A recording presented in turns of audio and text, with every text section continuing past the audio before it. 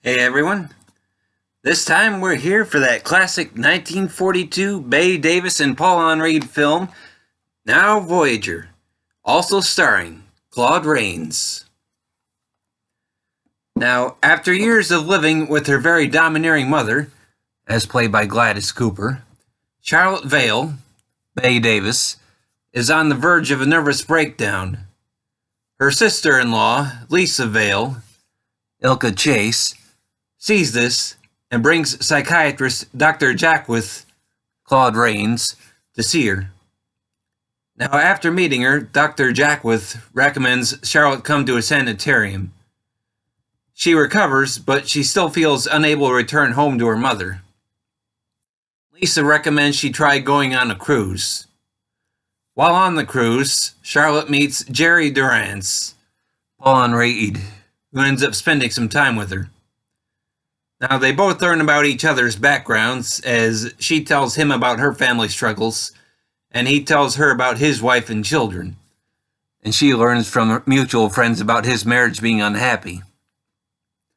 Now, after the cruise is over, they go their separate ways. Upon returning home, Charlotte's family is surprised to see her doing so much better. Now, of course, her mother tries to resume running her life, but especially with the arrival of some flowers, which were most likely from Jerry, Charlotte is able to defy her mother and come to an uneasy truce. Charlotte soon becomes engaged to the wealthy Elliot Livingston, John Loder, an idea her mother approves of. However, Charlotte runs into Jerry at a party, and although he leaves shortly after, she realizes that she cannot go through with her engagement and breaks it off with Elliot. Now, this results in an argument with her mother that is stopped when her mother has a fatal heart attack.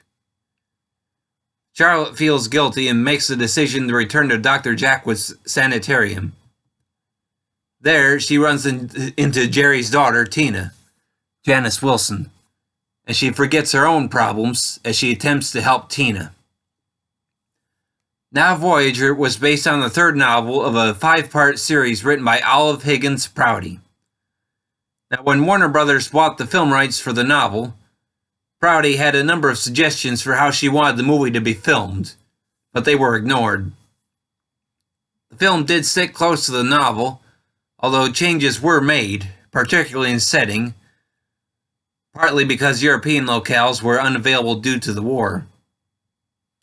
While not necessarily the first choice for the role, Bette Davis actively campaigned to get it. Once she got the role, she got her choice of co-stars and director.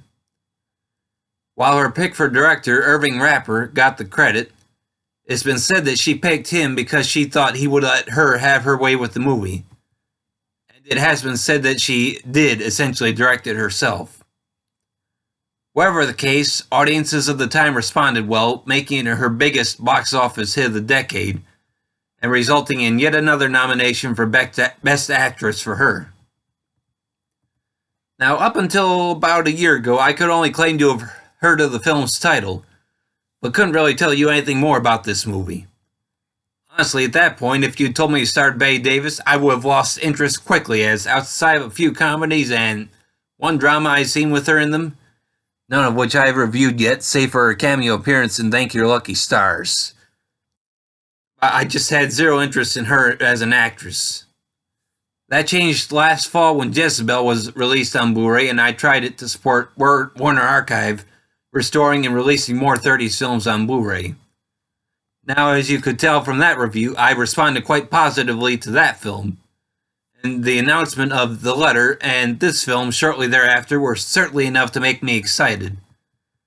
Now, admittedly, in the time since, the pandemic has hit, and my enthusiasm for dramas, at least what little I did have to begin with, has kind of gone away as I have drifted more towards comfort cinema, which for me is classic musicals and comedies. Still, I had gotten a copy of this movie before the pandemic hit, and since it was in my pile of movies to watch, I gave it a try. And all I have to say is, wow, what a movie. Bette Davis's performance is definitely worth it.